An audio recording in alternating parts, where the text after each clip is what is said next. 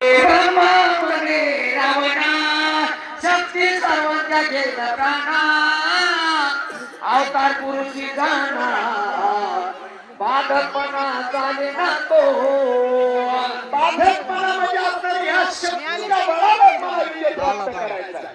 विजय प्राप्त करण्यासाठी माणसाकडे असणाऱ्या अंगामध्ये बाहुबळ असावं लागतं आणि बोलण्यासाठी किंवा अंगामधल्या बळेच्या जीवावर सायास करता येतो माणसाला, साधना करता येतात आणि त्या साधनेच्या जीवावर राजा रावण म्हणू लागला अरे ह्या शक्तीच्या जीवावर मी निश्चितच विजय होईल असं राजा रावणाचं मन निश्चय करू लागलेला आहे.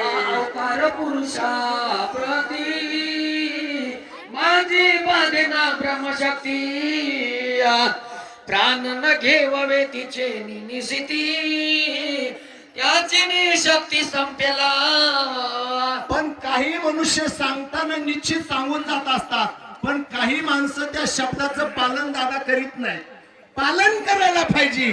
पालन केलं आमच्या भगवान प्रभू रामचंद्रानं. बोलिले वाल्मिक तैशाची वर्तीनं वर्तून नाविन नामा म्हणे देवानं रावणाने त्या शब्दाचं पालन केलं नाही. राजा रावणाला ब्रह्मदेवानं सांगितलं होतं मायबाप, ब्रह्मदेवानं सांगितलेलं होतं ज्यावरी शक्ती प्रेरणे तेने जीवे नाही वाचणे आईची ब्रह्मशक्ती हरिहराला सुद्धा ही शक्ती टाळणार नाही, त्यांना सुद्धा तरी टाळता येणार नाही असं राजा रावणाला स्वतः ब्रह्मदेवाने सांगितलेलं होतं आणि ते ब्रह्मदेवानं सांगितलेले शब्द ईश्वर पाडा आणि राजा रावण विभीषणाच्या अंगावर स्वतः राजा रावणानं शक्ती सोडली. पण आमचे साधू रत्न लक्ष्मण भैया सरसावून पुढे आले. अरे पंजर शरणांगताला जर धक्का लागत असेल तर या सूर्यवंशातल्या इराला जन्मून काय उपयोग आहे? आम्ही नको शकत काय? अरे शरणांगताचं रक्षण करणं आमच्यासाठी हाच आमचा धर्म आहे.